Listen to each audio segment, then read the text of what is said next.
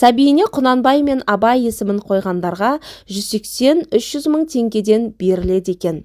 Мұндай бастаманы кәсіпкер Дулат Тастекей мен журналист Нұрсейіт Жылқышыбай көтеріп отыр. Журналист Нұрсейіт Жылқышыбай жазуынша, кәсіпкер Дулат Тастекей ұлы Абайдың 180 жылдығына байланысты осындай бастама көтерген.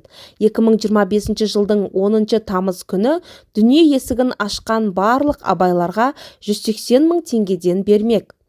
Асылтас қорының бұл бастамасын мен де өз шама шарқымша қолдаймын, бірақ қазақта Абай деген ат аз емес. Ал Құнанбай ше? Алда бір жазғанымдай Құнанбай, Дөнентай, Тұрсын сынды қазір қазақы аттар қойылмай кетті. Есесіне арабша аттар қаптады. Бұл бір. Екіншіден, Абайдың Абай болуына ықпал еткен әкесі. Емендей берік, бәйтеректей зор Құнанбай. Қарадан шығып хан болған, әділдікті қақ жарған, шешен әрі балуан болған тұлға дейді ол. Журналист ұлының атын Құнанбай деп қойған 10 адамға Аламан компаниясының атынан 3 миллион теңге бөлмек. Яғни балаңыздың атын Құнанбай деп қойсаңыз, 300 мың теңгені бірден шотыңызға аударып жіберем.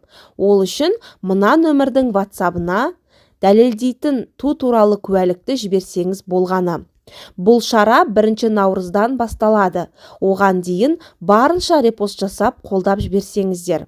Ата-ана атанғалы отырған жандарға хабарымыз жетсе екен дейміз. Әрине, кейін бұл шараның есебін өздеріңізге беремін. 10 сәби Құнанбайды өздеріңізге таныстырамын. Сіздер ақ тілектеріңізді айтасыздар дейді ол. WhatsApp номері 8707 179 79 42.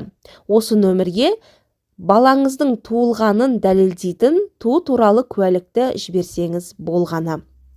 Ұлы Абайдың 180 жылдығы. Абай облысында Абай Құнанбай ұлының 180 жылдығына арналып 500-ге жуық шара өтеді. Діни, рухани, мәдени бағытта.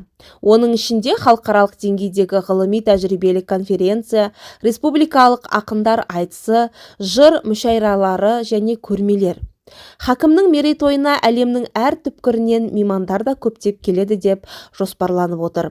Мерейтой ақынның туған топырағы Жидебайда түйінделеді. Мәдени шаралардың алғашқысы Семейдегі ауқымды концертпен басталып та кетті.